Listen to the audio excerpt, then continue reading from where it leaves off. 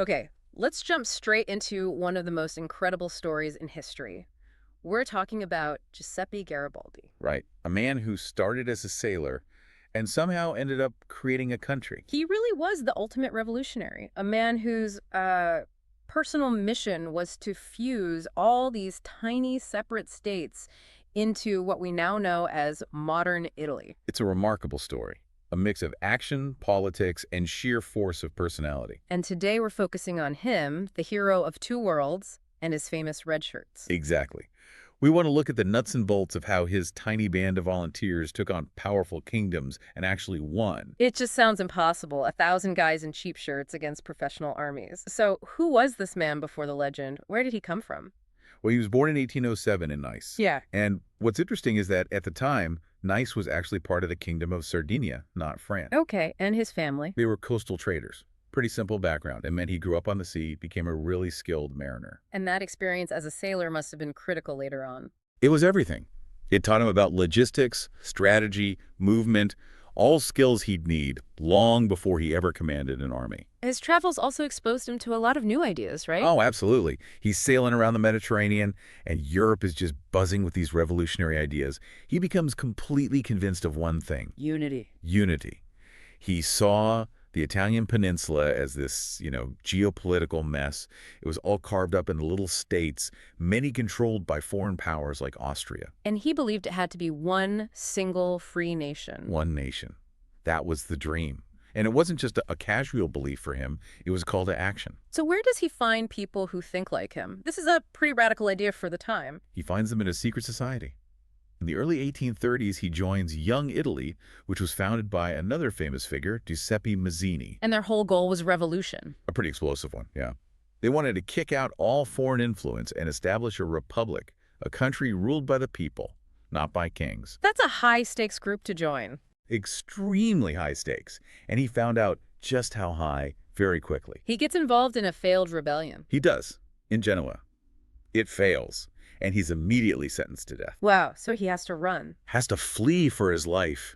He escapes across the Atlantic Ocean to South America. It was supposed to be exile, but really, it became his training academy. Right, he doesn't just go there to hide. He starts getting involved in local conflicts. Throws himself right in. He's learning the art of guerrilla warfare. Which is completely different from the kind of formal battles they had in Europe. Totally different. In South America, the terrain is wild. It's vast.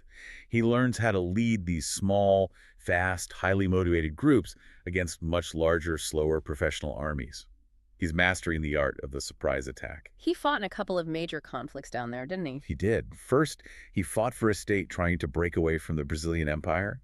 Then he went to Uruguay and defended the city of Montevideo during a civil war. And this is where he builds that legendary loyalty with his troops. Yes, because he wasn't just some general sitting in a tent. He was a comrade. He fought alongside them, shared their hardships. And it's also where the Redshirts first appear. That's the origin. In Uruguay, his soldiers start wearing these very distinctive red shirts. It became their trademark. All this experience fighting for freedom on two different continents is what earns him that famous nickname. The hero of two worlds. Exactly. So now he's got the skills, the followers, the nickname, and in 1848, Europe just explodes with revolutions. The perfect time to come home. The perfect time. He returns to Italy and immediately offers to fight for the King of Sardinia against the Austrian Empire. But the king's government didn't really trust him, did they? Not at all. They were deeply suspicious. I mean, they knew he was a Republican at heart. He wanted to get rid of kings, not fight for them. That's a huge tension. He's helping a king he ultimately wants to overthrow. A massive tension. But Garibaldi didn't wait for their approval. He just gathered his volunteers and started leading successful raids against the Austrians in the mountains. But his real sort of star-making moment came in Rome. Yes. Rome had briefly declared itself a republic. The Pope had fled, and Garibaldi rushed there to defend the city. Against a French army, of all things. A powerful French army sent to restore the Pope.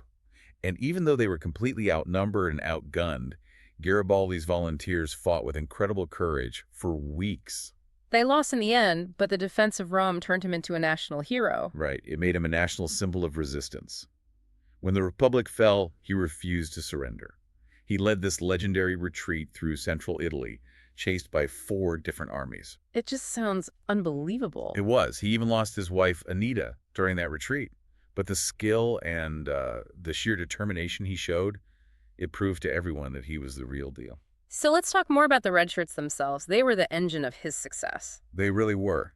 Officially, they were sometimes called the Cacciatori delle Alpi, the Hunters of the Alps.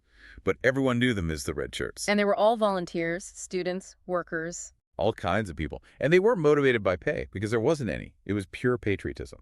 They didn't have proper uniforms or funding, so how did they operate? They operated on discipline. But it was a discipline born from respect, not fear. Garibaldi shared every single hardship with them. Which brings us back to the shirts. Why red? It seems like such an odd choice. Well, it was entirely practical. First, they were cheap. They were apparently surplus shirts originally intended for slaughterhouse workers in Argentina. Okay, that's a detail I did not know. But, more importantly, on a 19th century battlefield, which was filled with black powder smoke, a bright red shirt is incredibly easy to see. Ah, so you can track your soldiers in the chaos of battle. Exactly.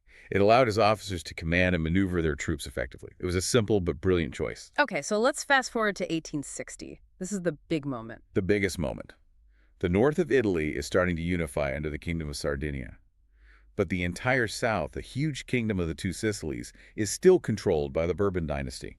And the northern government can't just invade without risking a massive European war. Right. So there's a stalemate, and Garibaldi decides he's done waiting. He launches his own private invasion, the Expedition of the Thousand. Probably the most daring private military adventure in modern history. About 1,000 volunteers, armed with old muskets, set off to conquer a kingdom of 9 million people. The political risk was insane. It was basically a suicide mission. The northern government publicly condemned it. If Garibaldi failed, they could deny everything. And what would happen to him if he failed? He'd be treated as a pirate, a criminal. He would almost certainly have been executed. So what was the plan? Audacious. Sail south on 2 old steamships they captured, land in Sicily, take the island, and then use it as a launch pad to invade the mainland and take Naples. They land at Marsala on the coast of Sicily. And it was a photo finish. They barely get their men and supplies ashore before the Bourbon Navy shows up, ready to bombard them. And once he's on land, he makes a very clever political move. A very shrewd move. He immediately declares himself dictator of Sicily, but he does it in the name of King Victor Emmanuel II. So he's not declaring a republic, he's tying his conquest to the northern king. Exactly. It was a way to keep the northern government on his side, or at least stop them from actively opposing him. It gave him the political cover he needed. Their first real battle is at Calatafimi. They're outnumbered, fighting uphill. And this battle is the key to the whole campaign. They win, against all odds, with a final desperate bayonet charge. And that victory changes everything. It's a huge psychological win. It proves the Bourbon army can be beaten. And suddenly thousands of Sicilians who hate the Bourbons start flocking to join his army. The 1,000 quickly become 5,000. From there, he marches on Palermo, the capital city. And here he uses all those guerrilla tactics he learned in South America. He uses feints, tricks the Bourbon garrison into thinking he's somewhere else, and then attacks the city where they least expect it. And the local citizens helped, right, building barricades. They were essential. The city rose up in revolt. After days of brutal street fighting, the Bourbon army, completely demoralized, just withdraws. Taking Palermo is a massive victory. He has a port, he has supplies. And he has momentum. With Sicily secured, the next challenge is crossing to the mainland. Which means getting past the Bourbon Navy. So they do it with stealth. They cross the Strait of Messina at night in a fleet of small boats and just slip right past the patrols. And once they're on the mainland, the whole thing becomes a race. The Bourbon army just starts to collapse. Soldiers desert in huge numbers. They have no will to fight their fellow Italians. And Garibaldi is welcomed everywhere as a liberator. He moves north so fast, the King of Naples realizes it's hopeless and flees the city. So Garibaldi just walks into Naples. Pretty much. He famously arrives by train with just a few of his officers and is greeted by these massive cheering crowds. He takes one of the biggest cities in Europe without firing a single shot. An incredible moment. But now there's a new problem. Yeah. Big one. A very big one. The professional army from the north is now marching south to meet him. And you have 2 armies, 2 leaders, and 2 very different ideas for what Italy should be. Because some of Garibaldi's followers are urging him to create his own republic in the south. Yes, this was the moment of maximum danger, the real risk of a civil war between North and South, which would have destroyed the whole dream of unification. Which all leads to the famous meeting at Tiano. The meeting at Tiano. On October 26, 1860, Garibaldi rides out to meet King Victor Emmanuel.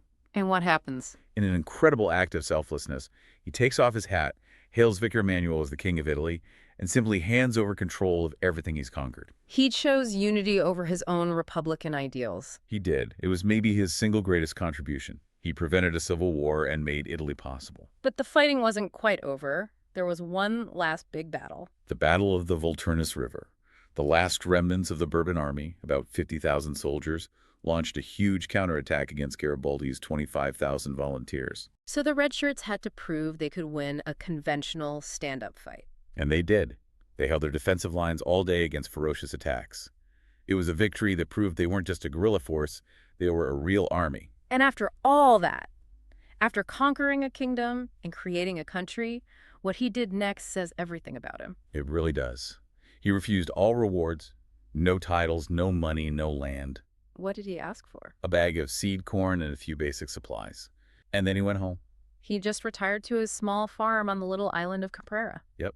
Spent the rest of his life gardening and writing his memoirs. He's remembered as the sword of unification, the military muscle that made it all happen. He was absolutely essential. His ability to inspire ordinary people to do extraordinary things. That's what created Italy. You still see statues of him everywhere. The man in the red shirt is a permanent symbol of liberty. His story really shows how one person's determination can change the course of history. It really does. And it shows that sometimes the greatest strength is knowing when to give power away for a greater good. The power of a principled fighter who became the hero of two worlds. Good luck with your studies.